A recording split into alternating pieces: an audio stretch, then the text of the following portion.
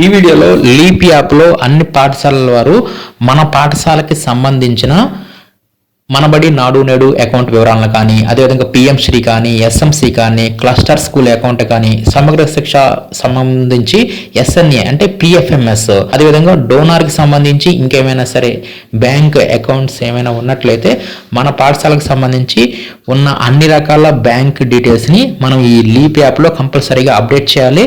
దీంట్లో ఉన్న డేటా ప్రకారమే ఇక నుంచి గ్రాంట్స్ అనేవి జమ చేయనున్నారు. కాబట్టి ఇప్పుడు ఈ వీడియోలో లీప్ యాప్లో మన పాఠశాలకు సంబంధించిన బ్యాంక్ డీటెయిల్స్ని ఏ విధంగా అప్డేట్ చేయాలి, ఈ ఆప్షన్ ఎక్కడ ఉందనేది ఈ వీడియోలో పూర్తిగా డీటెయిల్గా చూద్దాం. ముందుగా లీప్ యాప్ లేటెస్ట్ వెర్షన్ని ఓపెన్ చేయండి. ఓపెన్ చేసిన తర్వాత ఇక్కడ యూజర్ నేమ్, పాస్వర్డ్ వద్ద మన పాఠశాలకు సంబంధించి డైస్ కోడ్ ఇవ్వాలన్నమాట. యూజర్ నేమ్ వద్ద, పాస్వర్డ్ వద్ద ఆ డైస్ కోడ్కి సంబంధించి ఈ లీప్ యాప్లో మనం ఏ పాస్వర్డ్ అయితే ఇదివరకు అటెండెన్స్ యాప్లో యూజ్ చేస్తున్నామో ఆ పాస్వర్డ్ని ఇచ్చేసేసి లాగిన్ అవ్వాలి. ఇక్కడ ఇండివిజువల్ అకౌంట్ ట్రెజరీ ఐడితో లాగిన్ అవ్వకూడదు, పాఠశాల డైస్ కోడ్తోనే లాగిన్ అవ్వాల్సి ఉంటుంది. ఇలా లాగిన్ అయిపోయిన తర్వాత నెక్స్ట్ స్కూల్ అనే టైల్ మీద క్లిక్ చేయండి. తర్వాత స్కూల్ అడ్మినిస్ట్రేషన్ సర్వీసెస్ ఉంది కదా, దీన్ని ఓపెన్ చేయండి. దీన్ని ఓపెన్ చేసిన తర్వాత ఇక్కడ మనకి బ్యాంక్ డీటెయిల్స్ అని చెప్పేసి ఇక్కడ ఆప్షన్ని ఎనేబుల్ చేశారు. ఈ బ్యాంక్ డీటెయిల్స్ మీద క్లిక్ చేయండి.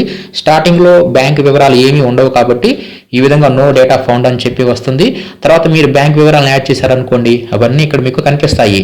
ఇప్పుడు మనం యాడ్ చేయడానికి ఇక్కడ యాడ్ ఉంది కదా, దీని మీద క్లిక్ చేయండి. తర్వాత ఇక్కడ అకౌంట్ టైప్ వద్ద ఇక్కడ మనకి 6 రకాల అకౌంట్స్ ఇక్కడ మనకి చూపించారు. ఫస్ట్ వచ్చేసరికి మనబడి మన భవిష్యత్తు అంటే ఇదివరకు నాడు నేడు అకౌంట్ ఉంది కదా, దానికి సంబంధించి నాడు నేడు పాఠశాలలు అందరూ కూడా ఈ ఎంబీ మనబడి మన భవిష్యత్తుని సెలెక్ట్ చేసుకొని ఇక్కడ అకౌంట్ హోల్డర్ నేమ్ వద్ద అకౌంట్ హోల్డర్ నేమ్ ఇస్తాము. అంటే పాస్బుక్లో ఏ విధంగా అయితే పేరు ఉందో సేమ్ యాజ్ ఈజీగా అలాగే ఇవ్వండి. తర్వాత ఎంటర్ ఐఎఫ్ఎస్సి కోడ్, ఇక్కడ ఐఎఫ్ఎస్సి కోడ్ని ఎంటర్ చేయడానికి ఇక్కడ ఐఎఫ్ఎస్సి కోడ్ ఇవ్వండి. ఇలా ఐఎఫ్ఎస్సి కోడ్ చివరిలో సెర్చ్ సింబల్ ఉంది కదా, దీని మీద క్లిక్ చేయండి. దీని మీద క్లిక్ చేస్తే అప్పుడు మిమ్మల్ని అడిషనల్ ఇన్ఫర్మేషన్ అడుగుతుంది. అంటే ఇందాక అకౌంట్ హోల్డర్ నేమ్ ఇచ్చాము, ఇప్పుడు ఐఎఫ్ఎస్సి కోడ్ ఇవ్వగానే అప్పుడు ఆ బ్యాంక్ పేరు వచ్చేస్తుంది, బ్రాంచ్ వచ్చేస్తుంది, అడ్రస్ కూడా వస్తుంది. ఇక్కడ అకౌంట్ నెంబర్ ఇక్కడ ఇవ్వాలన్నమాట. అంటే ఇక్కడ మనబడి మన భవిష్యత్తు సంబంధించింది కాబట్టి ఇక్కడ దానికి సంబంధించి అకౌంట్ నెంబర్ ఇచ్చేసేసి కన్ఫర్మ్ అకౌంట్ నెంబర్ వద్ద మరలా సేమ్ యాజ్ ఈజ్గా సేమ్ అదే బ్యాంక్ అకౌంట్ నెంబర్ని 2 సార్లు ఇవ్వాలి. ఇచ్చేసేసి ఫైనల్గా మనం సబ్మిట్ మీద క్లిక్ చేయగానే ఈ మనబడి మన భవిష్యత్తుకు సంబంధించి ఈ అకౌంట్ వివరాలు అనేవి ఈ లీప్ యాప్లో యాడ్ అవడం జరుగుతాయి. సేమ్ ఇదే విధంగా నెక్స్ట్ పిఎం శ్రీ పాఠశాలలు ఉన్నారు కదా, వారందరూ కూడా ముందుగా అకౌంట్ హోల్డర్ నేమ్ ఇస్తారు. తర్వాత పిఎం శ్రీ అకౌంట్ ఎక్కడుందో ఆ ఐఎఫ్ఎస్సి కోడ్ ఇవ్వండి. ఇచ్చి సెర్చ్ మీద క్లిక్ చేయండి. తర్వాత సేమ్ ఇందాకట మీకు ఏ విధంగా అయితే అప్లికేషన్ వచ్చిందో సేమ్ అదే విధంగా ఆ పిఎం శ్రీ అకౌంట్ నెంబర్ అడుగుతుంది.